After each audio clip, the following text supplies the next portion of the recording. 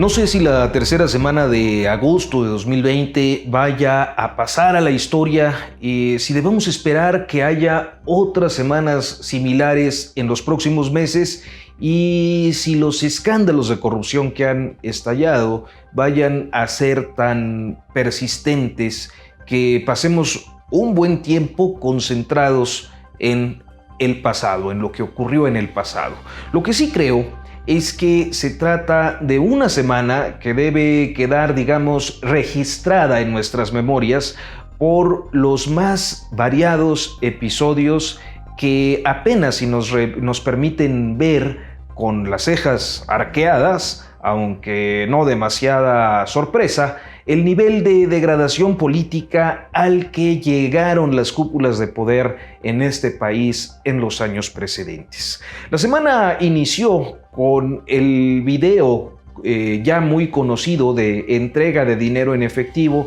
a dos operadores políticos panistas, presuntamente como parte de los sobornos entregados a quienes eran senadores del PAN en aquel momento y que en aquel 2013 aprobaron la reforma energética. Luego siguió el martes con la revelación de la concesión a una empresa privada por un siglo del puerto de Veracruz, un asunto de primera importancia porque el beneficiario es un hermano de José Antonio Fernández Carvajal, el magnate presidente de Grupo FEMSA, a quien se ha señalado persistentemente como opositor del actual gobierno. El tema tiene implicaciones importantes. La Administradora Portuaria Integral de Veracruz tiene a su vez enormes contratos suscritos con empresas transnacionales como parte de su actividad portuaria que hasta ahora no son transparentes y quizás no lo sean, pues precisamente la operación privada del puerto facilita la opacidad en esa información, que de avanzar buscando una cancelación, pues puede tener efectos impredecibles en el mercado. Al día siguiente de la mención del puerto,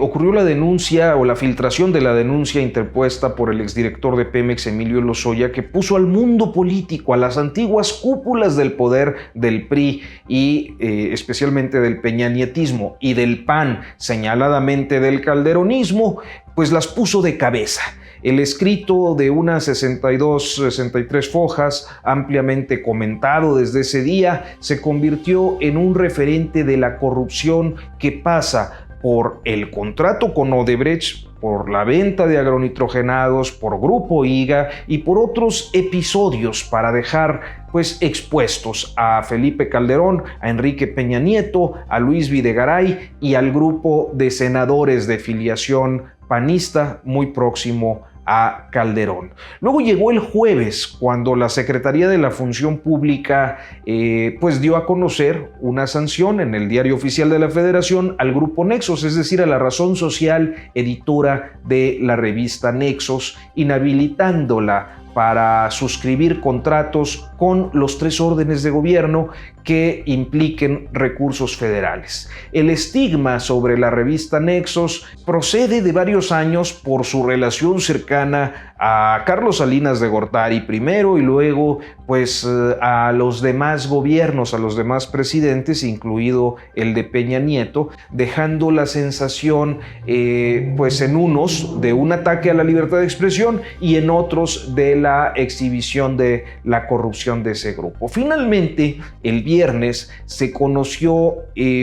la recepción de donativos al partido que intenta registrar México Libre, donativos de recursos de procedencia inexplicable. Como se sabe, México Libre es el partido que están creando Felipe Calderón y Margarita Zavala, con el que pretenden regresar a la arena electoral. Los 5 días, con sus 5 escándalos, tienen algunos denominadores comunes. El primer denominador común es que todos los implicados son opositores al gobierno. El segundo es que los hechos que se les imputan están en etapas procesales que distan aún de ser pues probanza o verdad definitiva. El tercero es que el presidente se ha referido ampliamente al menos a dos de estos casos, el de Lozoya y el del puerto de Veracruz, de manera que con una creciente condena generalizada a los actos de corrupción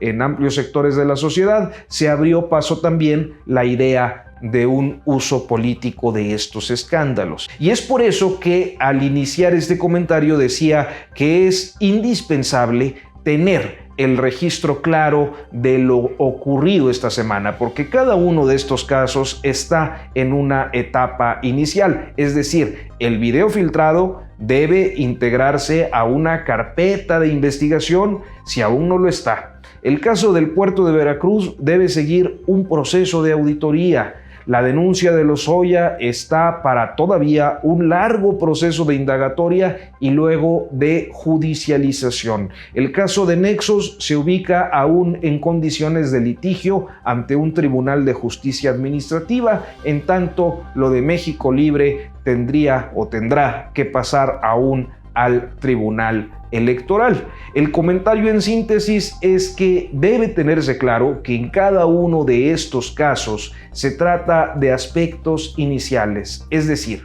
los procesos van a ser largos y será relevante saber qué se logra probar, si las acusaciones crecen o se desvanecen, si ya prescribieron aún siendo demostrables, y de eso dependen muchas credibilidades, dependen muchas legitimidades e inclusive pues dependen muchas libertades.